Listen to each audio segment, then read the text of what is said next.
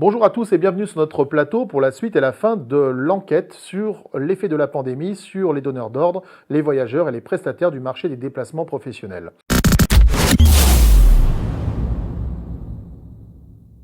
Passons tout de suite à la première slide et regardons la corrélation entre les différentes courbes. Nous avons fait tourner nos algorithmes et ce que nous pouvons voir, c'est qu'il y a une parfaite corrélation entre les prestataires et les donneurs d'ordre pour l'effet qui est considéré comme désastreux et dramatique et même majeur. Il y a une différence à la fin avec certains des donneurs d'ordre qui détectent, eux, un effet mineur par rapport à leur activité. Ça s'explique tout à fait parce que beaucoup de sociétés n'ont pas les moyens de payer une ressource à plein temps sur la gestion de ces fameux déplacements professionnels. Et donc, par définition, beaucoup d'acteurs ont quand même du travail, que ce soit du travail de relations humaines, on va dire aussi de finances, ou bien alors de management des projets, achats indirects. Donc il y a tout un tas de tâches qui sont faites effectivement par ces acteurs qui sont les donneurs d'ordre. Alors, si on regarde la courbe des voyageurs, elle est par contre différente puisque il y a beaucoup de voyageurs qui déclarent avoir eu un effet majeur, mais on n'a pas de désastreux ou de dramatique, c'est tout à fait normal puisque le voyageur n'est pas payé lui pour voyager, il est payé pour exécuter une mission et quand il ne peut pas voyager, il a bien sûr d'autres choses à faire telles que du management de projet ou bien alors de la mise à jour de documentation commerciale. Passons tout de suite à la deuxième slide où nous allons pouvoir regarder quel est l'impact financier. Alors bien évidemment, il n'y a pas de surprise, hein, l'impact est très fort avec toutefois une fin qui est beaucoup plus forte chez les donneurs d'ordre. On sent là vraiment une inquiétude par rapport à l'activité commerciale et technique. Les prestataires, eux, étaient un petit peu en dessous, tout simplement parce que dans la question que l'on posait, c'était quel est l'effet sur le premier trimestre. Or, le premier trimestre, il y a quand même eu une activité en janvier et en février qui n'a pas été mauvaise, et donc c'est la raison pour laquelle on n'avait pas cette forte expansion sur les secteurs 80%, 90% et 100%.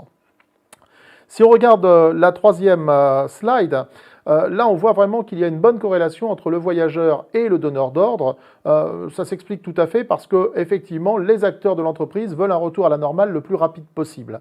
Par contre, il semblerait qu'il y ait un fort pessimisme côté prestataire. Ça s'explique aussi très bien, hein. Beaucoup de gens aimeraient avoir un retour à la normale avant les congés d'été. C'est plus le cas d'ailleurs des hôteliers, des restaurateurs, des gens qui sont vraiment, je dirais, liés à l'activité, qu'elle soit nationale ou internationale. Par contre, les compagnies aériennes, les agences de voyage et même, je dirais, le secteur financier relativement inquiets quant à la reprise.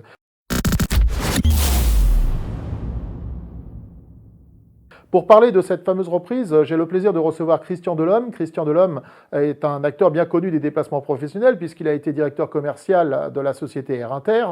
Il a également mis en place la carte American Express chez Air France et il a aussi dirigé une partie du programme Fréquence Plus. Christian, bonjour. Alors, première question, cette crise grave, inhabituelle, jamais vue.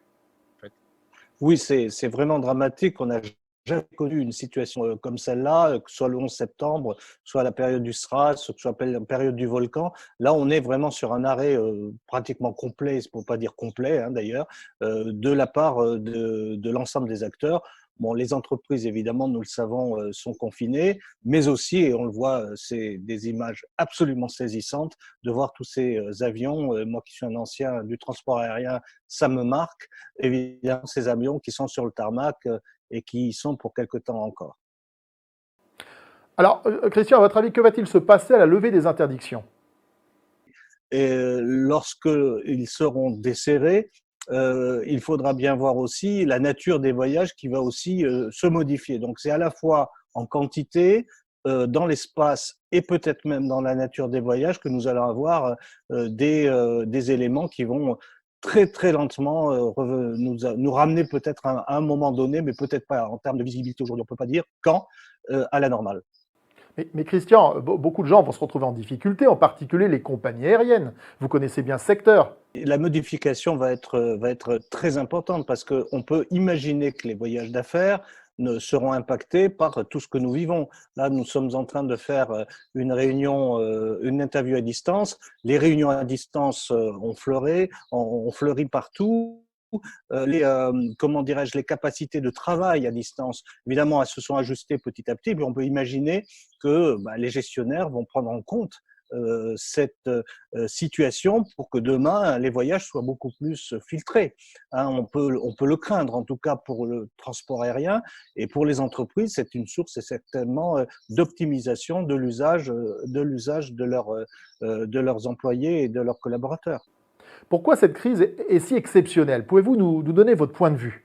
Elle est si exceptionnelle que ça parce qu'on ne peut pas imaginer de sortir indemne sociologiquement, psychologiquement, économiquement, j'en parle même pas, d'une situation où pratiquement la moitié de l'humanité est confinée et le fait de façon pratiquement avec volonté et bienveillance et peut-être même urgence. Quand on parle de déplacement professionnel, on parle aussi de tourisme industriel, euh, de veille technologique. Pourquoi tout ça est fragilisé par ce qu'il se passe actuellement? C'est un marché qui commençait déjà à être questionné. Donc, on ne peut pas dire qu'aujourd'hui, nous n'avions pas des signaux faibles qui étaient déjà même de plus en plus forts, si j'ose dire. Bon, il y avait du travel bashing, il y avait du airline bashing ou du plane bashing qui commençait à avoir trait ici ou là. Ça n'est pas dramatique dans le sens où les gens ont quand même des besoins de déplacement, mais ça annonçait une nécessité de changement. Donc, cette nécessité de changement pour plein de raisons, hein, à la fois, je l'ai dit, climatique pour le coup, mais aussi presque sociologique. On cherche de sens, cherche aussi de faire des choses efficaces et de faire des choses qui, effectivement, ne sont pas dans une consommation débridée. Donc ça, c'était sous-jacent. Mais là, on est dans une situation où ce sous-jacent devient d'un signal, des signaux forts. C'était des signaux faibles, deviennent des signaux forts.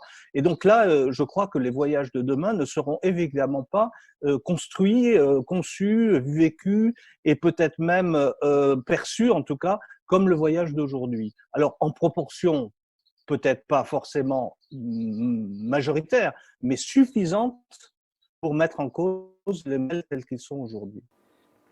Christian, nous avons parlé dans nos colonnes du World of Travel. On aimerait juste en savoir un petit peu plus. Possible? Je dirais plus que le tourisme, c'est le voyage qui est en question. C'est-à-dire, c'est la notion même de voyage. On a aujourd'hui, certainement dans notre cerveau reptilien, cette volonté, depuis que l'Homo sapiens existe, de projection. Ça ne changera pas. Donc ça, c'est vraiment à l'intérieur de nous-mêmes, d'avoir envie de découvrir, d'avoir envie d'aller plus loin, de se dépasser. Donc ça, il faut le préserver parce que ça fait partie de notre équilibre, je dirais, en tant qu'humanité. Mais ce qui va changer, par contre, c'est que derrière tout cela, on va peut-être remettre un peu plus de sens dans les voyages. Découverte, efficacité, célébration, retrouvailles éventuellement, mais pas d'aller faire une collection, je veux dire, pratiquement indécente en cochant des cases, quoi. J'ai fait ci, j'ai fait Madrid, j'ai fait Rome, j'ai fait Berlin, tout ça sans référence d'ailleurs à ce qu'on peut y faire sur place. Donc ça, c'est pour les voyages de loisirs. Et pour les voyages d'affaires, eh bien évidemment, d'ores et déjà, on peut imaginer que les gestionnaires étaient déjà très à l'affût de savoir s'il fallait voyager ou pas, parce que les voyages ont un coût, évidemment, et donc une efficacité à rechercher et à trouver. Christian, merci. Merci à toutes et à tous. Merci à ceux qui ont répondu au sondage qui nous a permis justement de faire ces analyses et de vous apporter une visibilité sur l'évolution de notre marché pendant et surtout après la crise du Covid-19. Merci.